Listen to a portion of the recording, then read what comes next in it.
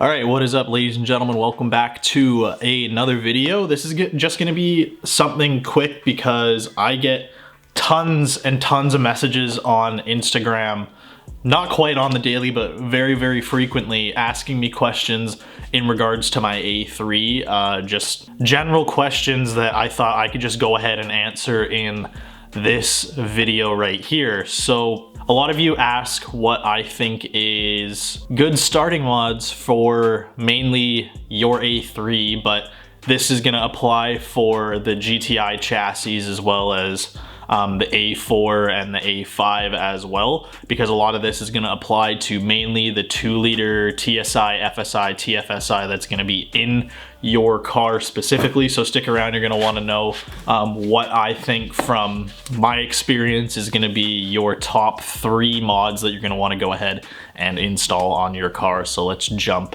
right into it. So my number 3 top 3 mod is gonna be the DV Plus made by GFB or Go Fast Bits.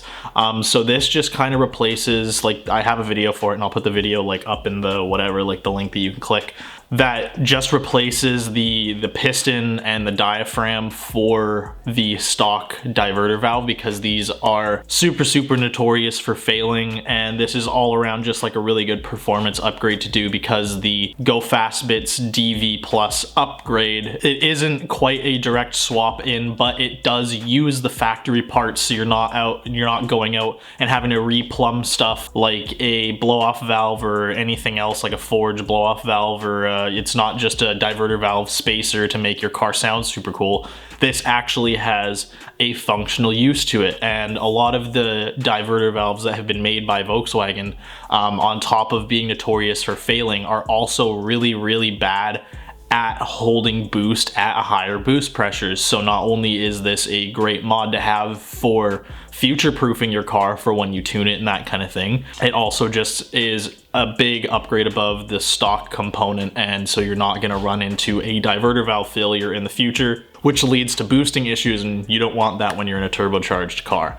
So that's my number 3 mod. Let's move on to number 2. So my number 2 mod is actually kind of a bit of a package deal for everything, and that in general is suspension. Now this for a lot of people can range from, oh, like you want to do bags and like coilovers and springs and like whatever, but we're gonna strictly stick to performance stuff and also keeping the cost low, because I know coilovers can get super expensive and so can air suspension, and this is just going to be performance oriented. So number 1 in the suspension department, springs. These cars sit relatively high compared to what they should be at for a little bit more performance, because the lower your center of gravity is, the better your handling is going to be, number 1. Not only does that help the way that your car performs, it also helps the way that your car looks. Your wheels are going to look like they fit nicer. You're going to have less of a big arch gap between the top of your tire and the top of your wheel arch. And then at the same time, who just doesn't like a low car? Now, when you do springs, at the same time, you also could do upgraded struts. Now, a recommendation that a lot of my friends that have A3s and GTIs and A4s and A5s all recommend is just doing Bilstein struts, their sport struts, with whatever spring you're gonna do. I have H&R Sport Plus, I believe, in my A3, which only drops it about 1 inch to 1.2 inches front and rear. Nothing super crazy, not like a coilover where you can just absolutely dump it to the ground if you want, but we don't really want that. We just kind of want daily drivability also, and something that's not super stiff that makes it just like absolutely crap to drive. And then the biggest thing and the third component I will mention for doing your suspension, and this is really the one that I wanted to say was my number 2 mod, but wanted to kind of characterize it with the rest of it because the rest of it also really helps, and that's sway bars. For the A3 specifically, mine is a Quattro, so mine will obviously benefit from a front and a rear sway bar, but in particular, because I know just GTIs and regular front wheel drive A3s make up a lot more of the market, you want to do a rear sway bar. And I know a lot of people will go and they'll look up online like, oh my god, like sway bars are like $300 US just for a bent up pull, and like, trust me, you really want to spend that money, because a lot of the issue that the A3 and the GTIs have is they're very front heavy. So especially when you're doing canyon like canyon carving, or if you drive on a track at all, you'll notice that these cars tend to understeer quite a little bit. And to correct that, we want to keep it as planted as physically possible. But if you tighten up the front with a front sway bar and you're only front wheel drive, you're just going to make that understeer a lot worse than it already is. So a rear sway bar is going to help you keep that car planted in corners and prevent as much of the understeer as you can, aside from doing a lot more other stuff like tires and also being like really good at driving and like knowing how to transfer weight and all that kind of thing. This is a super awesome mod that is going to help the handling of your car feel like it's on rails compared to what it was before.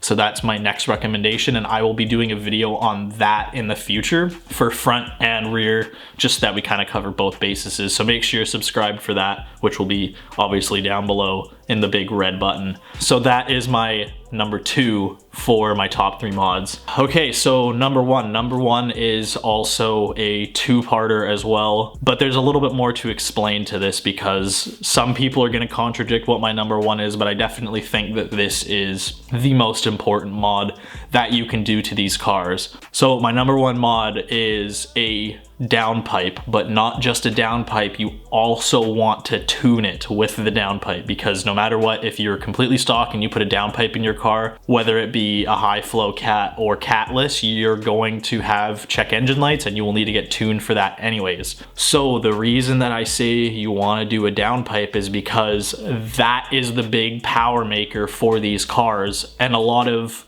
newbies that want to start modding their car, the first thing they do when they tune, like they want to mod their car and they want to get it tuned and everything, is like, oh, let's slap an intake on it. Now I have an intake on my car, not to say that it's garbage or anything and you don't need or don't want an intake at any point, but if you're strictly wanting to save as much money as possible but make as much power as you can out of these cars, number 1 is going to be the downpipe. You can technically get a stage 1 tune with a stock airbox, and a lot of people are gonna argue with that, but that's the truth. The airboxes in the Volkswagens and the Audis are designed fairly well, and a lot of people that like know what they're talking about, like you can go read through forums and everything, you don't need an air intake, it just makes cool whooshy noises, which is sweet. Like everyone loves a cool sounding intake, and like diverter valve noises and turbo flutter and everything, like it's sweet, awesome, we all love that. But if you want to save money, save your money so you can spend it on a downpipe, so you can go from making, I think my car stock made 205 horsepower and on a stage 2 makes like 280 or something like that, like an 80 horsepower gain from 1 mod and 1 tune. Like that's a no-brainer right there. Like why would your first step be intake and tune to make like an additional 20 or 25 horsepower? That's nothing. Like you either don't buy the intake and you get the tune to make the horsepower with like a difference of like 4 or 5 horsepower or whatever. So instead buy the downpipe and then do the tune. So the tune also makes my number 1 mod a little bit more expensive depending on who you go with. My car is Malone tuned for everything that's on my car, not just my downpipe. So it's a little bit different for me, but I know there are a lot of different options when it comes to tuning and figuring out what you want to do, because obviously some cars are manual, my car is a DSG and it's quattro, so it's a little bit different. There's more stuff to screw around with between a manual and a DSG. I know for cranking up the power in a manual, it's not that big of a deal to be worried so much about what's going on in your transmission, as long as your clutch is rated for the right amount of torque. And at the end of the day, you know, if your clutch is starting to go, like eventually it's going to wear out after like 150-ish, 120,000 kilometers, depending on how you drive, you're going to need to replace it, so you might as well upgrade it at that point. But for automatics and that kind of thing, or DSGs, you need to get the DSG tuned on top of the engine tune, just so that you don't have any issues dealing with the torque increase, which is completely normal. You're gonna have to do it anyways. It's the same with like any dual clutch car. The transmission just needs to be addressed at the same time as the engine. So going back to the number 1 thing on the list, once again, downpipe and tune. It wakes up the car in terms of performance, throttle response, sounds amazing even on a stock exhaust. Like I'll put a clip in here of what my car sounded like with just the downpipe and the stock exhaust, and it still sounds super sweet, and down the line, like, you can go ahead and do a whole performance catback, and it'll sound even better if you're completely catless, because you'll get some turbo whistle and maybe even some like popping and that kind of thing. So it's a very, in my opinion, it is the best stepping stone mod for the 2-liter TSI FSI platforms throughout Volkswagen and Audi. You guys might have a different opinion, and I would love to hear it down in the comments if you think there are some other mods that definitely should have made that list, or even completely replaced my entire list. I'm curious to know, and I'm open to discussing it with anyone down in the comments. I'd like to know what you guys think. So don't forget to drop a comment and let me know if you guys like the list and whatnot. So anyways, ladies and gentlemen, if you like the video, don't forget to like it. If you're new to the channel, don't forget to subscribe. I've got a super sweet video coming up in the next couple days here, because I have bought something, or some things super sick for the A3 that we're gonna be putting on at the beginning of next week, hopefully. So don't forget to be subscribed for that, because it's gonna be totally sick. I'm so excited for this. It's gonna change the total look and the total drive of the car. It's gonna be so amazing. So anyways, guys, peace out. I will see you in the next video.